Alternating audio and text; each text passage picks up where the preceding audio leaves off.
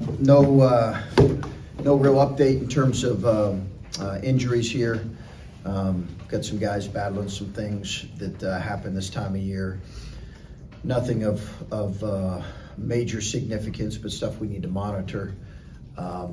Outside of that, obviously, we've got a big week in front of us with a good Wisconsin team who has had some great wins on the season and had a significant injury that during this previous stretch, but Tyler Wall's back. They're tough. They've got a dynamic guard. They're well coached, and it'll be a fun challenge here on Thursday night. Questions? Yeah, Chris, we've talked about this. You lose EJ, you lose Malachi, you bring in 3 or 4 really good guys, but what's the expectation? You've done this a while, of the evolution of those guys really making large-scale impact. Talking about our freshmen? Yes, because you've got one that has. Yes. And I don't know if that's, if you bring 4 guys in, you expect 1 maybe, I don't know. Yeah.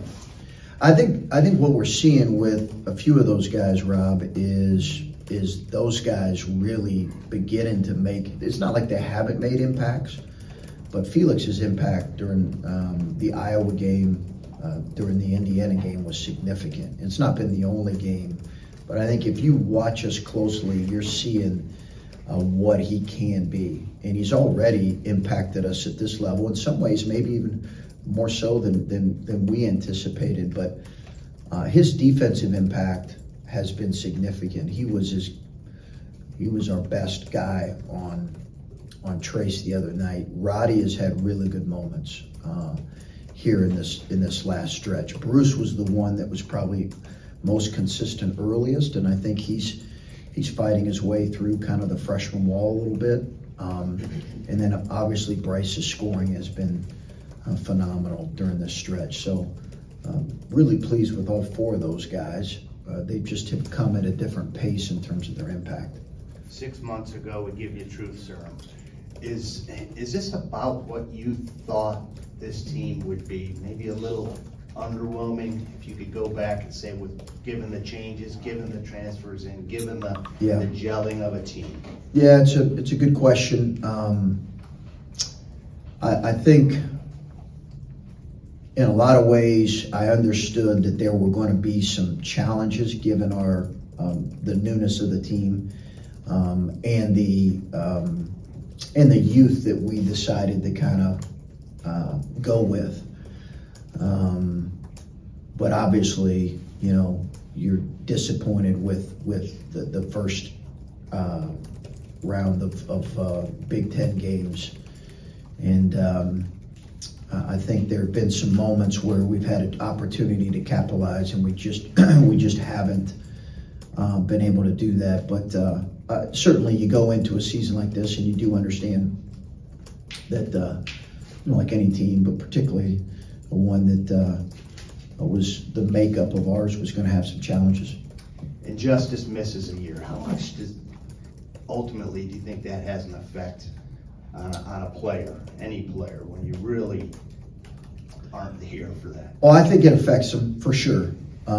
He probably wouldn't want to use it as an excuse, but I think it affects him, because he had a sit-out year when he got here, back when guys had to sit out, and then he had the year of last year of his foot, or of his groin area. So there's no question that that's affected him.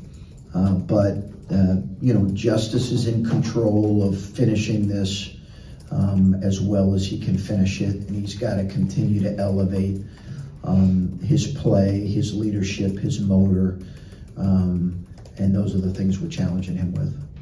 Coach, you talked about the expectations for this team and kind of figuring that out, not knowing exactly maybe what those would be coming into the year with the youth and everything like that. But just in the final 10-game stretch, is there a bar or something that would constitute kind of a success for you in this last stretch in your mind? Yeah, I wouldn't. Sitting 11 games that are guaranteed right now, I wouldn't want to necessarily put a number on that, because I think you can get lost in the macro and the big picture of things. I think right now, I can tell you that we want to improve in specific areas like rebounding and a few other areas. But right now, Obviously, as I mentioned, we're it's hard not to be disappointed with the first 10 games of league play. So our challenge is, let's finish this, obviously in a way we feel good about. What specifically that looks like, I'm not really interested in getting into. What I do want to focus on is just improving in those specific areas that we need to improve in. You mentioned rebounding. I wonder what are the other big areas that maybe, from comparing what you guys did before January to, after that first game in January, what you see as the biggest things? I think continued ball movement. Offensively, the ball's got to move more, and it has in stretches. I'd like for us to shoot a little bit better and probably take a few more threes than what we've taken. And then just generally our defense, our transition defense and our team defense. I thought it had taken some strides, but it took a step back in the Indiana game. When you talk about ball movement, you talked about Bruce on your radio show a little bit, and asking him to be a little more aggressive, maybe, and take another chance or two. What is it like coaching him through some of that and trying to get him maybe back to some of the things he was doing a month ago? Yeah, I think he just has to be Bruce, and Bruce is a young man who really, he's a coach's dream. He wants to do what the coach asks and expect, and he's tough. And again, we talked about the volume of minutes that he played. I just think there are opportunities. I'm not necessarily saying in terms of shots, but I think there are opportunities to maybe make plays with the ball that he's got to take advantage of a little bit more than what he has. And you mentioned last week, like including him in some of those captains meetings. Do you consider him a captain right now? I think we're starting to see his voice and hear his voice a lot more. I think he's an everyday guy. I think while he may not be that necessarily a name right now, I think most guys would look at him as being one of the leaders on our group. Did that just sort of emerge organically as he's gone through this stretch? Yeah, I think byproduct of the position and the fact that he's a consistent worker at him and has consistent effort. When you have freshmen like Roddy and Felix, who maybe aren't going to make the immediate impact that some of the other, Bruce and Bryce have, what do the conversations have to be like coming into the year?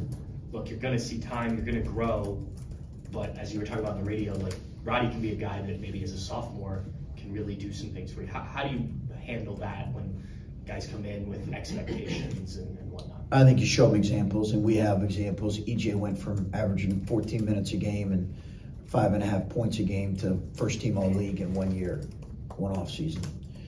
His opportunity, he was playing behind a guy's freshman year.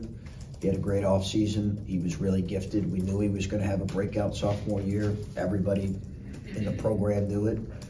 And you show them specific examples of guys that you feel like have the opportunity to have breakout years.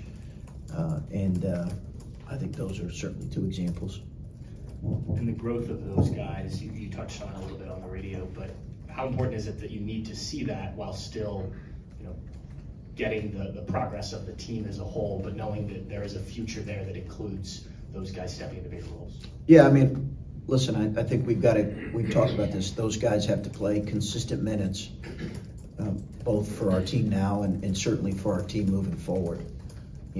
I just think those guys those freshmen need game experience. And that's what we tried to do really from the jump this year, even when maybe, they needed to play through some things. You talked about your radio show playing Felix and Zed at the same time. You saw that a little bit against Indiana. How much more can Felix do at this point of the season than maybe at the start of the season? How much has he grown and how much more can he take on? Well, I think his footwork's gotten better in the low post, so he's got the ability, I think, to score some in the low post. He's going to be a really good player. I've said that. He's going to be a really good player, and he's got great length, great athleticism. He's going to be he's got good enough touch to score. He'll make free throws at a higher level. I don't want to put too much on him, but he's just got to keep growing. He's growing in front of our eyes, and like I said, he really impacted a high-level front line the other day. His length bothered them. And then you mentioned that tandem can help in rebounding, of course, but what other things can you guys do to be better at rebounding? Is it just... Yeah, we have to keep working on it. We've worked on it more than we ever have. We got to keep working on it, and somehow I've got to get through to him at a higher level and how important that is. So I do think, again, that Zed-Felix combination may not be something we see as much this year, but it'll certainly be something we do moving forward. I was going to ask about Felix as well. Just has he gotten to the point where perhaps you even consider going to a straight rotation of give me your best 3 minutes and get out? And maybe would that help Zed, who's so injury prone that 25, 30 minutes a game is driving him into the ground, that if he only had to play 20 minutes a game, the best 3 and 4 minute dollops, maybe you get something out of both of them. So you're saying plays? Rotate them. Oh, rotate them. Yeah, every 3 minutes you're saying? Constantly. Yeah, we've done that in certain games, Steve, and I think we could look at it for sure. I think foul trouble sometimes hinders that, where you can maybe do that to start the game, but it's hard to do that when somebody has 2 fouls. But we have looked at that because in Zed's case, he can get tired pretty quickly. On Tanner Holden, it seems like his season is in need of a restart after not playing much there at Indiana. Just what were the hopes of him coming in, and what kind of led to the point where he just didn't make the cut the other night? I don't know what can be done to kind of get him going to where he's making the kind of positive contributions he made on an NCAA team a year ago. Well, Tanner's a good player, and I think has done some good things for our team.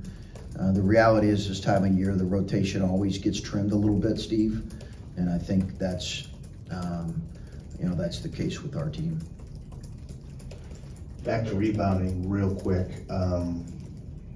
Age-old question: how much of it's technique? How much of it is want to, effort? I think it's I'd weigh more heavily to pursuit of the ball, quickness to the ball, strong hands, ability to get off a blockout, and pursuit of the ball versus technique. Rebounding usually translates from college to the NBA, usually translates from high school to the NBA. We have better rebounders than what they're doing right now, and that's what we've got to challenge them with. And that's what's in front of us. We were a good rebounding team for stretches of the season, but just have not the last month. Chris, do you see progress here over the course, or is it now time to, hey, the last third of the season, let's see what we can get done? Progress with our team, you're saying, Correct. Clay? Yeah, I see pockets of progress, and then we have moments where we can regress, but I do see pockets of progress. I thought we had some good stretches of play the other night. Just the last 4 minutes of the first half were too damaging, but I thought we had stretches of play that were improvements for sure, and obviously we played well against Iowa. Is this part of the process? I mean, you write this off, oh, this is a lost season, or did we get the growing pains out of the way that next year, hey, we're ready? Well, listen, I don't want to make too many statements about the season when we have 11 games left. Sure. So I think let the story be written. Let's see how much better we can get and grow, and how much better we can improve. And that's our focus right now, Clay. And I certainly wouldn't want to do an autopsy of the season with 11 games to go. Sure. We'll ask a couple out of them, Steve. After the game, talking to Zed and Sean, asked both of them about, they talked about leadership, and you talked about leadership as well, and asked them about how do you try to bring that out, what do you try to do? They both kind of gave their answers. And I just wondered, from your viewpoint, as a coach you've had wins, you've had losses, you've never had a stretch kind of quite like this. Right. What gets you through it? What do you do? How do you fight through this? What do you do to try to maintain things moving forward and try to keep things going in a better direction? I think, listen, it's certainly been a hard stretch, but I think when you're in a position like this, the reality is when you go through something difficult, you have, a couple different choices. One is to kind of look inward and to think about yourself. And the reality is there's a lot of people that are impacted, and that's my responsibility right now, is our staff and our players, and making sure they're thinking the right way, and that they are being encouraged and yet challenged and held accountable in the right way. And that's really my focus, because I think right now I think when you're in any type of leadership position, and when you go through something as challenging as what we're going through, the answer is to not look more inward. It's to find ways to give more and think of others, and that's what we're trying to do. It's what I'm trying to do. I'm not sure I'm great at it, but it's what I'm trying to do. Wisconsin's kind of scuffling a little bit, same maybe as you guys are. Just their defense is kind of their calling card. It was 20-16 the other day when they played Illinois at halftime. Yeah. Just the word Wisconsin and guard and their style of play, what comes to mind, I guess? They played a little bit faster last year, and I as I'm studying them here, I'll learn more. I think their injury was significant for them during this stretch, Steve, because he's such an important player for them, Tyler Wall. But listen, I think they're a team that's always going to be disciplined, that's always going to be really hard to score on, that's always going to be a low turnover team, and I think they obviously had a tremendous backcourt last year, and one of those players is returning. But they're always a really disciplined, focused team. They have a lot to play for. We have a lot to play for. It should be a great Big Ten matchup. This style of play thing comes up from time to time, and Rutgers is known for its defense. Is it entirely legal that a half ends 20-16, or are there illegal things being done defensively during the course of the game? I mean, is there too much contact away from the ball? What is restricting scoring in these games to this degree? Yeah, I'd have to. I know every game's different. Yeah. No, I'd have to look at that game specifically to maybe give you a better answer on that. Do I think that the game is too physical at times? I do. I think it sometimes is not called maybe as consistently from game to game, and maybe that's part of it. But also it's some teams are a little bit more deliberate in how they attack. Our tempo and our pace has been a little bit faster this year. We've tried to play a little bit faster. I think the reality is this time of year, you got to remember too that they had just played each other like a week and a half ago or 2 weeks ago. So imagine you pour hours and hours of preparation into the first game. Well, then you play them 10 days later. You got a pretty good feel for it, and I think that impacts offense. Anything else?